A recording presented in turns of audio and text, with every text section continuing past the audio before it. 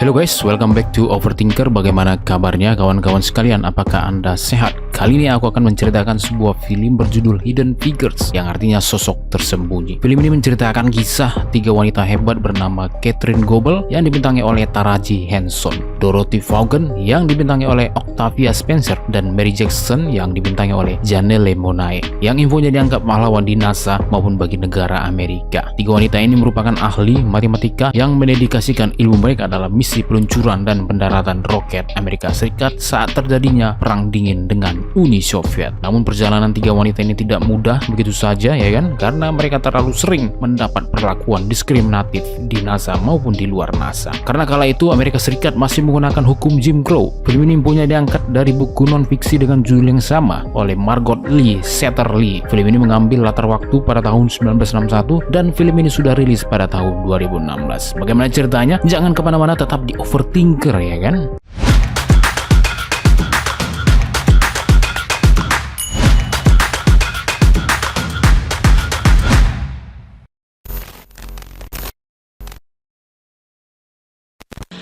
Quadratics into a form that can be factored, allowing that side of the equation to equal 0. Film ini diawali dengan penampakan Katherine Goebel sewaktu masih bocil di kelas 6 SD yang sudah mampu mengerjakan soal matematika tingkat SMA. Hingga guru dan murid lainnya pun terheran-heran dan tak menyangka kenapa bocil itu pintar sekali, ya kan? Sehingga mereka tidak bisa tidur karena dipermalukan oleh Katherine. Dan itu sungguh memalukan sekali, ya. Singkat cerita, Katherine Goebel pun tumbuh dewasa pada tahun 1961 di Jalan Raya Hampton, Virginia. Diperlihatkan dia dan temannya Dorothy Vaughan dan Mary Jackson sedang terhenti di pinggir jalan dikarenakan mobil mereka sedang mogok dikarenakan kerusakan starter mobilnya. Kerusakan itu pun akhirnya dapat teratasi sehingga mereka pun dapat tiba tepat waktu di tempat mereka bertiga bekerja, yaitu di NASA. Kemudian kita beralih ke penampakan keberhasilan peluncuran roket Sputnik 4 milik Uni Soviet yang berhasil memasuki orbit bumi.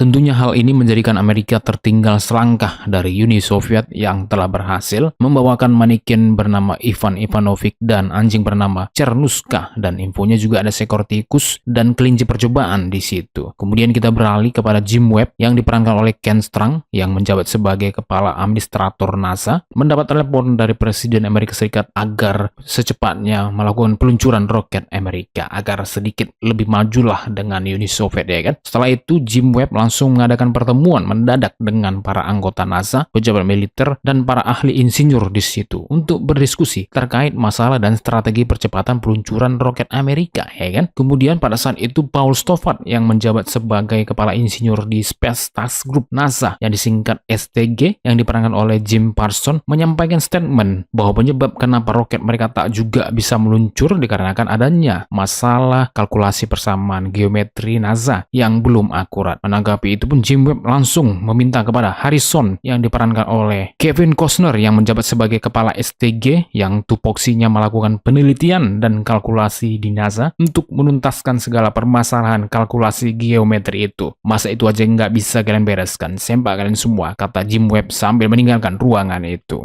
Kemudian kita beralih kepada tiga wanita hebat di film ini yang baru saja tiba di kantor West Computing Group NASA. Sesampainya di ruangan, di mana ruangan itu tertulis color computer, yang maksudnya warna kulit selain kulit putih. Di mana ini salah satu penerapan hukum Jim Crow yang memisahkan ruangan mereka dengan ruangan orang kulit putih, dan ini sungguh memiriskan sekali, ya. Selanjutnya Dorothy sebagai pengawas di ruangan itu sedang membagikan job desk mereka satu persatu, di mana Mary ditugaskan untuk meneliti kapsul Mercury 7. Namun tiba-tiba datanglah seorang wanita bernama Vivian Mitchell yang diperankan oleh Kristen Dunst yang menjabat sebagai supervisor di STG, meminta kepada Dorothy agar mencarikan ahli analisa geometri untuk ditempatkan di STG. Dan dengan sigap Dorothy langsung menunjuk Katherine lah ahlinya. Your clearance. They've never had it colored in here before, Catherine. Setibanya Katherine di STG, Pak Harrison pun langsung memberikan tugas kepada Katherine untuk mencari hitungan kerangka Frenet dan memeriksa perhitungan Paul Stoffart, kepala insinyur di situ. Stoffart sempat tersinggung karena dia merasa diuji oleh orang baru, ya kan? Pak Harrison pun meminta kepada Katherine harus menyelesaikannya sore ini. Saat itu sempat terjadi kendala, tapi bukan kendala teknis, ya kan? Melainkan Katherine yang ingin pipis di mana tidak adanya toilet khusus untuk kulit hitam di STG, sehingga mengharuskan Katherine pun harus berlari jauh hanya sekedar pipis.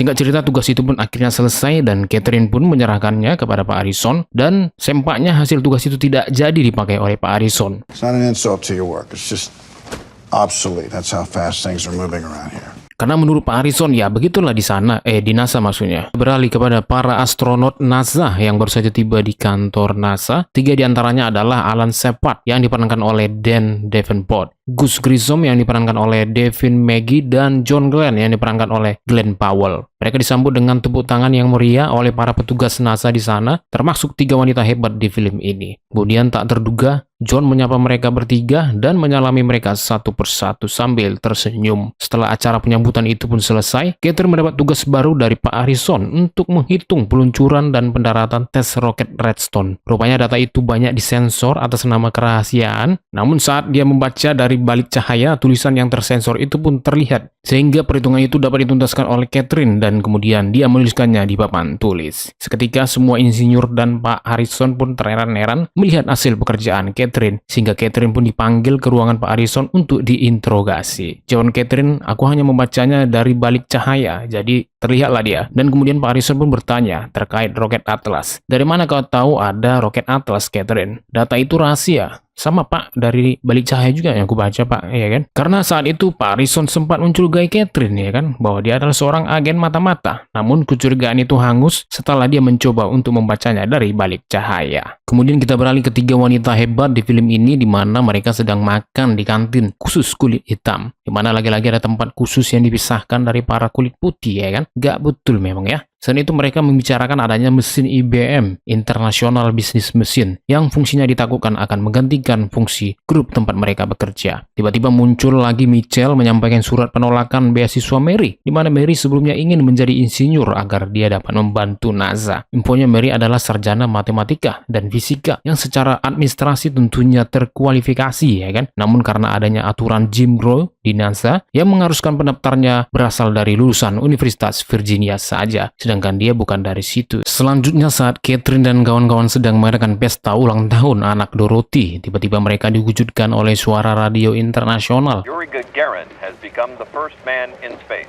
yang menyiarkan bahwa Rusia sebagai anggota Uni Soviet pada saat itu berhasil meluncurkan roket yang membawa manusia pertama berhasil tiba di angkasa dan berhasil mendarat di bumi. Astronot itu bernama Yuri Gagarin. Di sisi lain, di kantor NASA, mereka juga menyaksikan hal yang sama. Hal ini menjadikan pukulan keras bagi Amerika karena mereka lagi-lagi tertinggal oleh Uni Soviet. Kemudian Pak Harrison mengumpulkan semua anggotanya di ruangannya. Pak Harrison berkata begini, kita harus akui Rusia lebih hebat, lebih pintar, lebih rajin, dan lebih baiklah dari kita. Apakah kalian akan tahu ending dari semua ini? Ini bukan sekedar perjalanan hebat, ini pertarungan hidup dan mati. Sekarang hanya 2 pilihan untuk melanjutkan ini. Tetap bekerja di sini, menerima fakta kita kalah, atau kerja tetapi gajimu dipotong. Nah, mana yang kau pilih? Dan sisanya aku sarankan kalian telepon dulu istri kalian masing-masing.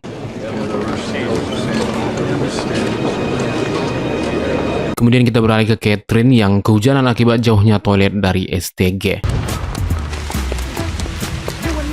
Setibanya di STG, Catherine pun dikejutkan oleh Pak Harrison yang marah karena Catherine selalu tidak ada di tempat selama 40 menit setiap harinya. Kemana aja kau? Apa yang kau lakukan di toilet, Catherine? Jawab Catherine begini. There are no colored bathrooms in this building. Kemudian Pak Harrison pun geram mendengar itu dan langsung bertindak menghancurkan semua tanda kolor yang ada di gedung NASA itu. Here at NASA, we all pay the same color.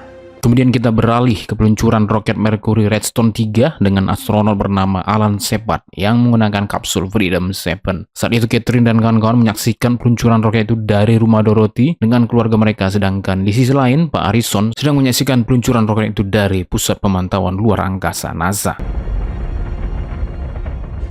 Y'all is okay. Roket itu pun berhasil meluncur tepat di orbitnya dan itu menunjukkan bahwa akhirnya Amerika telah berhasil menerbangkan roket pertamanya ke luar angkasa. Mereka semua pun bahagia.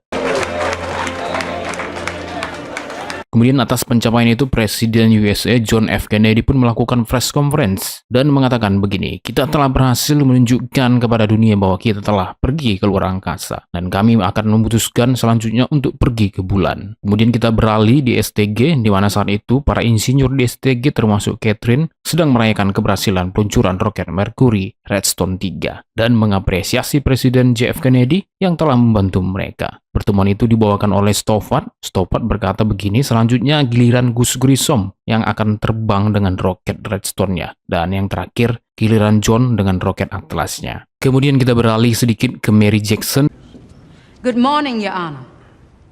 di mana sebelumnya Mary telah mengajukan gugatan ke pengadilan terkait aturan yang tidak membolehkan dirinya sebagai warga kulit hitam di Amerika untuk mengikuti pendidikan calon insinyur di NASA. Di mana pada akhirnya gugatan Mary Jackson itu pun dikabulkan oleh hakim dan Mary pun bahagia sekali. Sehingga akhirnya dia dapat mengikuti pendidikan insinyur itu. Selanjutnya kita beralih ke misi peluncuran roket Redstone dengan astronot Gus Grissom menggunakan kapsul Liberty Bell 7. Loud and clear. Okay, it's a nice. Roket tersebut berhasil terbang di orbitnya. Gus Grissom pun selamat, namun kapsulnya tidak dapat ditemukan alias menghilang di telangan laut. Kemudian kita melompat jauh di STG, di mana para insinyur di situ sedang mendengarkan arahan dari Stoffard terkait cara menentukan titik gagal berhasilnya suatu roket. Stoffard berkata begini, kita menurunkan roketnya terlalu cepat, kapsulnya akan terbakar. Saat mendarat, terlalu lambat juga kapsulnya akan menjauh dari bumi. Dan tentunya itu semua akan terpengaruh oleh massa, berat, kecepatan, waktu, jarak, dan pergeseran atau hembusan angin, kata Catherine. Kemudian saat Catherine menghitung titik peluncuran dan pendaratan suatu roket, entah kenapa setiap kali dia menyampaikan laporan perhitungannya, seringkali dia harus mengulangnya, dikarenakan adanya informasi seperti massa yang sering berubah-ubah pada roket itu. Oleh karena itu, Catherine meminta kepada Stoffard agar dia dapat mengikuti rapat Pentagon. Kemudian saat itu Pak Harrison datang menghampiri mereka dan mendengarkan keluhan Catherine. Dan Pak Harrison pun menyetujui permintaan Catherine. You keep quiet. Thank you. Saat di sela-sela rapat, dia diminta oleh Pak Harrison untuk menghitung titik gagal suksesnya suatu roket. 6.33 degrees.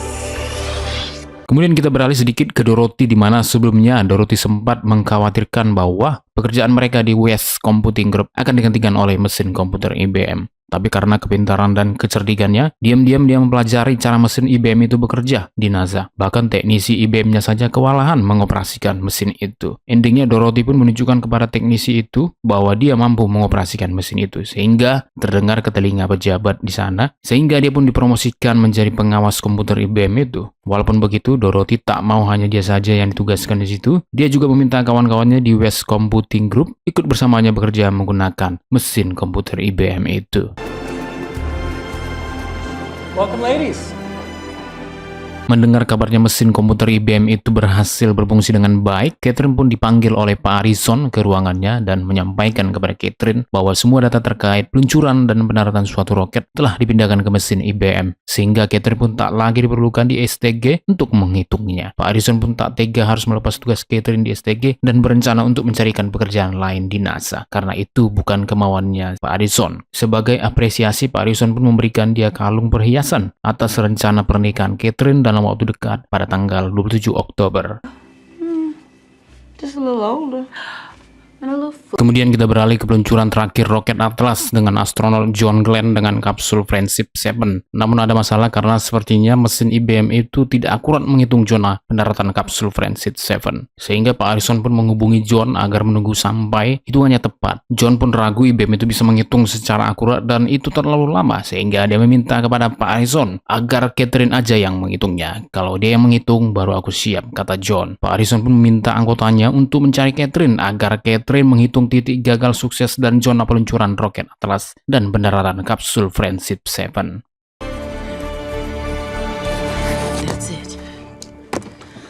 Catherine pun menghitungnya dan berhasil menentukan titiknya dan menyampaikan data itu ke Pak Harrison. Pak Harrison pun meminta Catherine agar dia juga menyaksikan peluncuran dan pendaratan John, dan peluncuran itu pun dimulai. Diketahui kapsul John akan mengorbit bumi sebanyak 7 kali atau menghabiskan waktu selama 10,5 jam. Saat kapsul John mengorbit bumi, tiba-tiba ada tanda peringatan pelindung panas We have a warning light. yang kendor, sehingga jika itu terlepas maka kapsul John akan terbakar dan itu akan menyulitkan John untuk kembali ke bumi. Singkat cerita, kapsul John pun perlahan terbakar hingga komunikasi dari NASA ke John pun mulai terputus akibat kapsul John yang sudah terbakar. Momen itu pun disiarkan secara langsung kepada seluruh masyarakat Amerika Serikat. Suasana pun menjadi hening dan suara John pun tak lagi terdengar. Semua mengharapkan adanya keajaiban, dan betul keajaiban itu ada. Condition is good. That was a real fireball, boy. Suara John pun terdengar hingga John pun selamat dan mendarat dengan sukses. I have always wanted to swim in the Bahamas. Over. Dan tak lupa Pak Harrison mengucapkan banyak terima kasih kepada Catherine. Nice work. You too, Mr. Harrison. Sebagai penutup, kita diperlihatkan Mary Jackson akhirnya menyelesaikan pendidikannya dan diwisuda dari jurusan insinyur di bidang astronomi, yang menandakan bahwa dia adalah wanita pertama Afrika Amerika yang mendapatkan pendidikan itu. Dorothy pun juga begitu, diperlihatkan sudah menjadi pengawas penuh di divisi penghitungan matematika dengan mesin IBM-nya, dan dia dianugerahi sebagai salah satu wanita jenius di NASA. Dan yang terakhir tentunya diperlihatkan Catherine pun akhirnya ditempatkan secara permanen di STG sampai dia berhasil melakukan penghitungan untuk misi Apollo ke-11 ke bulan dengan astronot terkenal yang sering kita dengar di bangku SD, saudara Neil Armstrong, yang menancapkan bendera Amerika ke bulan. Kemudian atas dedikasi Catherine pun kepada NASA pada tahun 2016, NASA pun mendedikasikan nama salah satu gedung di NASA dengan nama Catherine, berkat jasanya mempelopori perjalanan luar angkasa. Dan film ini pun berakhir dengan memperlihatkan sosok tersembunyi di film ini. Ini orangnya. Begitulah akhir cerita dari film Hidden Figures. Bagaimana? Apakah filmnya menginspirasi hidupmu atau biasa-biasa saja? Komen di bawah.